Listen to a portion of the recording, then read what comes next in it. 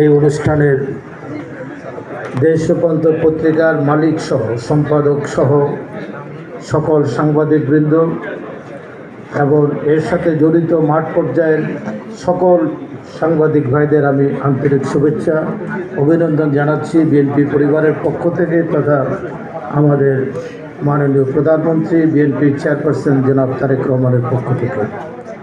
বাংলাদেশের মিডিয়া জগৎ অত্যন্ত শক্তিশালী। সাংবাদিকতা হলো একটা পবিত্র দায়িত্ব। আপনি যদি বস্তুনিষ্ঠ সংবাদ পরিবেশন করেন, আপনি যদি সত্যটি প্রকাশ করেন, তাহলে দেশ উপকৃত হয়, গণতন্ত্র সুসংগত হয়, দেশের অর্থনীতি সহ স্বাধীনতার সার্বভৌমত্ব সহমত হয়।